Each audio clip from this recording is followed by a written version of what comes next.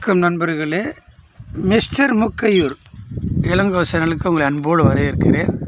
இப்போ நம்ம என்ன பார்க்க போகிறோம்னா, பனைமரம் அதை பற்றி தான் பார்க்க போகிறோம். இந்த பனைமரம் வந்துக்கிட்டு ரொம்ப செழிப்பாக வளரக்கூடியது, பல ஆண்டுகள் வளரக்கூடியது.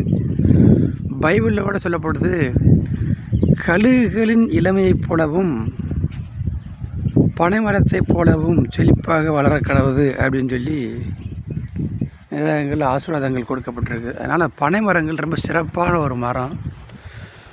நம்ம இயேசுநாதர் காலத்தில் 2025 வருஷத்துக்கு முன்னே ஒலிவ மரங்கள் வந்துக்கிட்டு எருசலேமில் இருக்குதான், அது இன்னும் இருக்குதுன்னு சொல்கிறாங்க.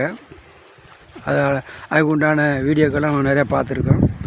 நம்ம இப்போ இந்த பனைமரத்தை தான் பார்க்குறோம். இந்த பனைமரம் வந்துக்கிட்டு நம்ம தமிழ்நாட்டுகளில் ரொம்ப ரொம்ப ரொம்ப இடத்துல காணப்படுது. இந்த பனைமரங்கள் வந்துக்கிட்டு மனிதனுக்கு தேவையான ஆக்சிஜன் காற்று இருக்குல்ல, காற்றை வந்துக்கிட்டு சுத்தமான காற்றா அசுத்த காற்றை வந்துக்கிட்டு மாற்றி சுத்தமான காற்றா விடுதுன்னு சொல்லி ஒரு ஆய்வறிக்கையில் சொல்லப்படுது. ரெண்டாவது, பனையடி வாரங்களில் இந்த பனையை சுற்றி வாழக்கூடிய மக்களுக்கு ஆயுள் ரொம்ப கூட. ஆமாம், ஆயுள் ரொம்ப கூட.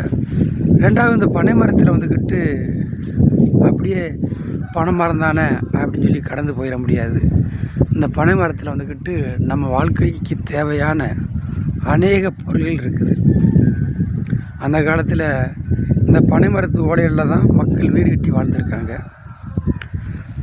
அந்த பனை மரத்து மட்டை, அந்த பனை மரத்தில் உள்ள நொங்கு வந்துக்கிட்டு முத்த விட்டுட்டா பனம்பழம்.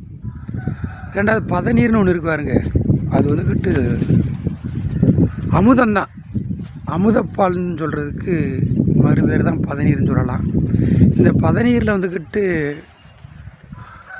நம்ம வந்துக்கிட்டு நொங்கு இருக்குல்ல, அந்த பனையில் கிடைக்கிற நொங்கையே இந்த பதநீரில் கலந்து விரவி குடித்தா எப்பேற்பட்ட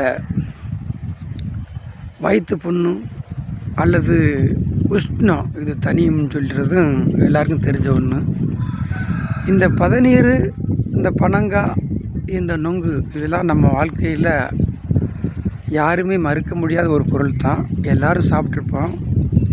ஆனால் இந்த பதநீர் வந்துக்கிட்டு ரொம்ப ரொம்ப அமுதமான ஒரு பொருள். அந்த பதநீர் வந்துக்கிட்டு ஒரு மனிதன் குடித்து வாழ்கிறவனுக்கு நோய் எதிர்ப்பு சக்தியில் அதிகமாக இருக்குதுன்னு சொல்கிறாங்க. அதனால் இந்த பனைமரம் வந்துக்கிட்டு எந்த காற்றுக்கும் மழைக்கும் எளிதில் சாயாது.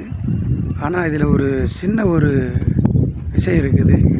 இந்த வெள்ளி எரிஞ்சு விழும் பொழுது, மின்னல் தாக்கும்போது அந்த பனை மரங்களை அதிகமாக தாக்குது. மற்றபடி காற்றோ மழையோ வெள்ளமோ இந்த பனை மரத்தை சாய்ச்சதா பெரும்பதி கிடையாது. இந்த இடி மின்னல்கள் விழும் பொழுது உயர்ந்து நிற்கிறதுனால அந்த மரத்தில் தாக்கி அழியுது. மற்றபடி இது ரொம்ப ஸ்ட்ராங்காக உள்ள மரம் தான். அதனால் இந்த மரங்களை நம்ம பாதுகாப்போம். தேவை கருதி எடுத்தாலும் தேவையில்லாத இடங்களில் நிற்கக்கூடிய மரங்களை நம்ம அழிக்கக்கூடாது. இந்த மரம் மனிதனுக்கு நிறையா பயன்படக்கூடிய மரமாக இருக்குது.